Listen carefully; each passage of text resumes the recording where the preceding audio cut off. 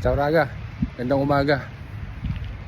As you can see ay nandito ako sa labas kasi pumunta ako dito sa pinangyarihan ng aksidente kahapon para makita natin ng personal. So ngayon makikita natin na wala na yung tram. So malapit na ako mismo doon sa kanto sa pinangyarihan. Wala na yung tram pero marami pa rin mga tao dito. Baka may camera, may mga reporter siguro dito. May papakita ko sa iyo Raga. Ito yung tram na ano eh, gantong style yun eh. 7707 lang yun. Pero ganyan yung tram. Nagkaroon ng aksidente. So ito 9 din siya. Yan yung bagong modelo. So makikita natin na wala na yung tram dito sa gitna. Natanggal na nila at hindi natin nakuha si normali na yung biyahe ay nandito na yung Nobe yung Nobe yung biyahe na ulit. So supposedly diretso kasi yung tram na Nobe na yun na dumaan. Ang nangyari ay nagpumpa siya, kali siya doon sa kabilang yun. Dapat siya i-diretso dito, i-diretso siya dito. Kaya nangyari yan.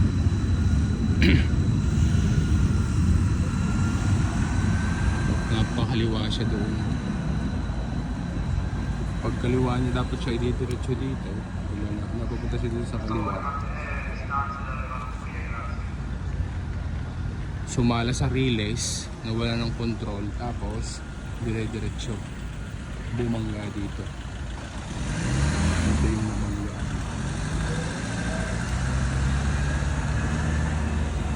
Yan ang local ko ngayon.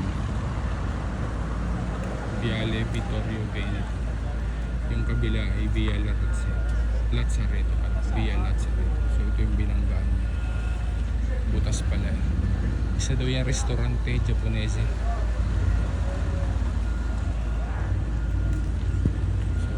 Dito mga tao, yung mga reporter. Nandiyan ang tram. Okay. Okay, dapat eh pupunta siya ng Porta Genova. Yan, supposedly dito dapat siya, diretso dapat siya doon siya galing, diretso dapat dito.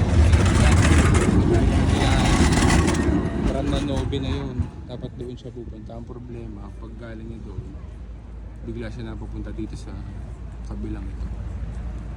Napapunta siya ng kaliwa. Tapos ayun, dire-diretso. Nabangga doon.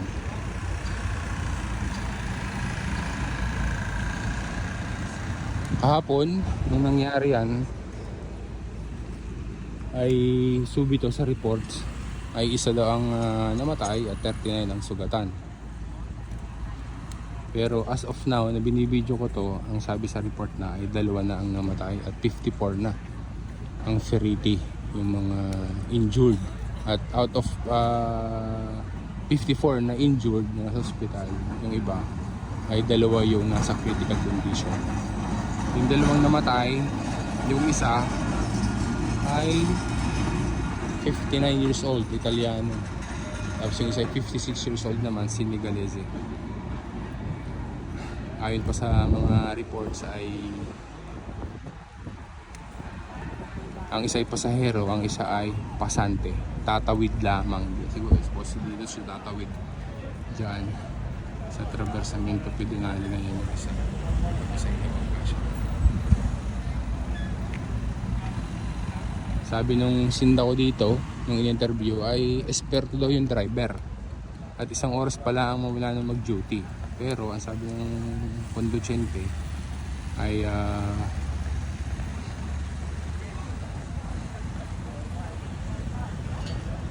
sumama daw ang pakaramdam niya.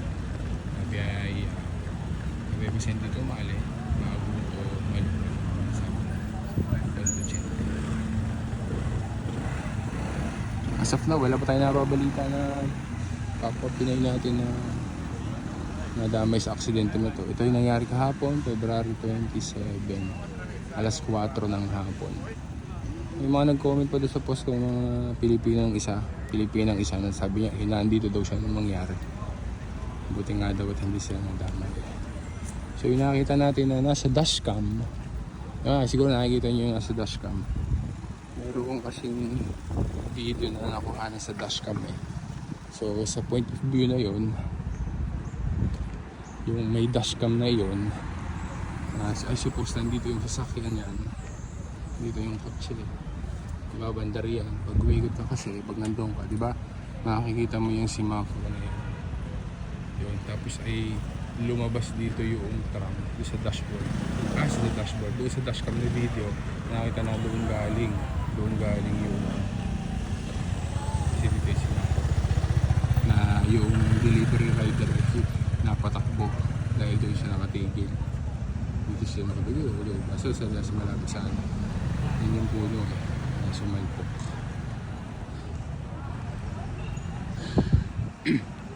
Lalapitan natin ng konti kasi pwede naman eh. Maraming mga lumalapit dito. Para mas makita natin yung grabe yung nangyari dito sa Palazzo.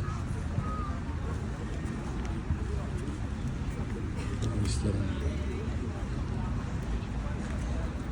Ang gagawa dito sa taas.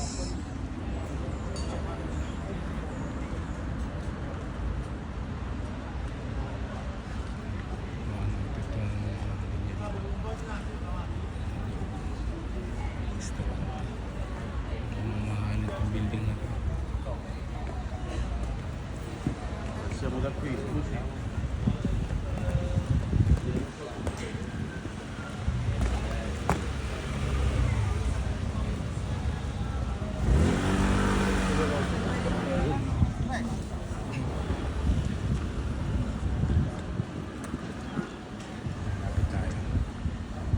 Japonese, restaurant Japonese.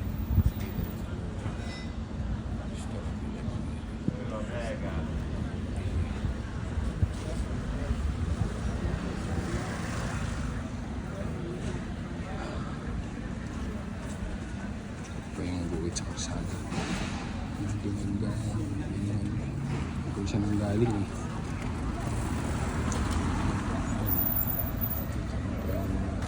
Guhit. Sira pala ito. Dito talaga siya yung guhit.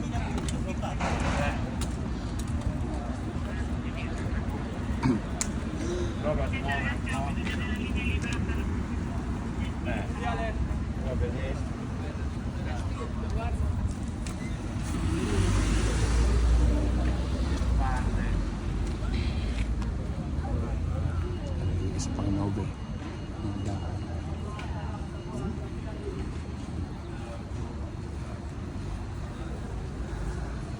So, ganun talaga ang buhay talaga.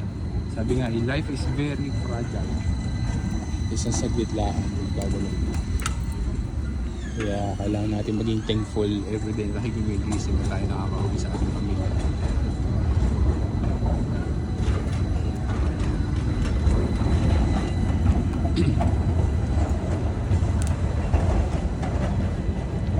Yung nangyari rin alas 4 ng hapon. Buti na lang at hindi pa talaga siya rush hour. Maraming pasayaran na tumatawid, mga uwian, mga estudyante.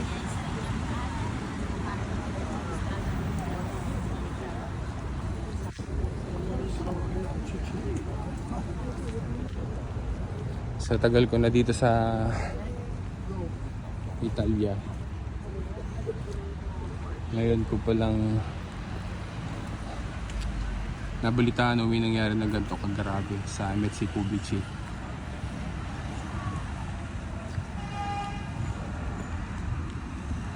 So ito yung isang tram na dadaan. Novi din siya. Yun. Dapat sana ay kagaya niya, dire-diretso sana siya. Okay, ang problema kasi masyadong mabilis na yung takbo. Dire-diretso sana siya dito. Ang problema, pupunta siya sa kaliwa. May semaforo pa pala doon eh. May fermata. Suppose yun yung sinasabi na fermata na lang kasi.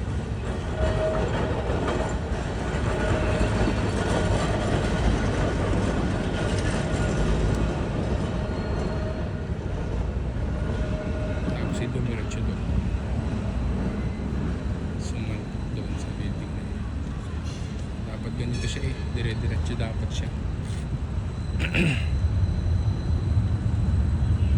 Ganito yung sinasabi yan. Magkasunod to. 7706, 7707. Ganyan yung bago. Hindi sa likod na iyo. Pwedeng kontrolin. Harap at likod. Pwedeng kontrolin ng ganyan.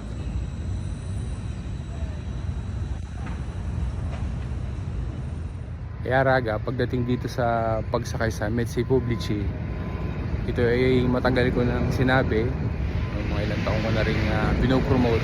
Babanggitin lang natin, in light dito sa nangyari na ito. Kasi pag ikaw isasakay ng Metsä Publici, di ba nasasanay tayo na kapag sa metro, siyempre magtitimbro ka doon, di ba?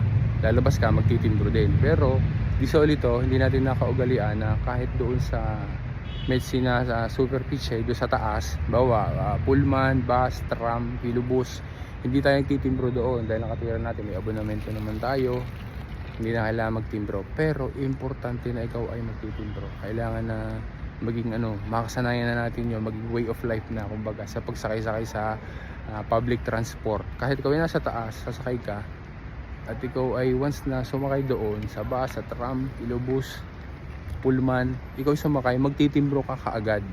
Kasi hindi natin masasabi pagka nagkaroon ng aksidente, slight man yan o ganito kagrabe, ang importante doon ay nakatimbro ka, nakapagtimbro ka. Kahit nasabihin na walang control o walang mag-check kung may bilyeto ka o wala o may abonamento ka o wala, lagi kang magtitimbro dapat para naka-record doon sa sistema nila na nung oras na iyon at sa public transport na yon ay ikaw ay sumakay dahil nagtimbro ka, para just in case na may mangyaring aksidente, slight man o ganyang kagarabe, ay may record ka doon at para doon sa asikurasyone kung ikaw ba ay dapat na mabibigyan ng compensation dahil na aksidente ka, diba, para sa pagpapagamot yun. Pag ikaw ay nagtimbro at may record na ikaw ay sumakay, laging melyo yun na ganun ang mangyayari. Kaya ugaliin na pag sumakay kahit sa ibabaw, hindi lang sa pagsakay sa metro, kahit sa mga tram, bus, pullman, filobus, basta nasa taas ka, palaging magtitimbro para din sa iyong siguransa yan, maging way of life na, kumbaga makasanay na, basta pagsakay tapat na agad, timbro na agad. Lalo na kung ikaw ay may abonamento naman, nagbayad ka, timbro na agad. Kasi may mga pagkakataon na pagka-slight na pangyayari lang yun, baka tanungin ka pa kung ano, kahit na nandoon ka. Pero pagka ikaw ay nagtimbro, nakakita, may record, wala nang tanong-tanong yun. Para sa rin natin yun, insurance natin kumbaga. Total, nag-abonamento ka naman. So yun raga, lagi lang tayong mag-iingat, hindi natin masabi kung anong mangyayari, di ba? So ingat lang lagi, and hopefully doon sa mga na-injured o sa mga saktan, yung mga naapektuhan yan, ay wala tayong mga kababayang Pilipino. Hindi man natin kilala sila, pero nakikiramay tayo doon sa mga pamilya ng mga pumanaw at saka doon sa mga nasaktan. Kaya raga, sana nakapagbigay din ako sa iyo ng update, nakapagbigay ako sa iyo ng information na magagamit natin sa pamumuhay natin dito sa Italia. Kahit hindi ka dito sa Milan, hindi ka taga Milan, buong Italia, maging ugali na basta sumakay sa public transport, timbro agad ng timbro. So raga, maraming salamat sa panonood mo. Stay safe, God bless us. Gracias sa panonood mo. A la próxima.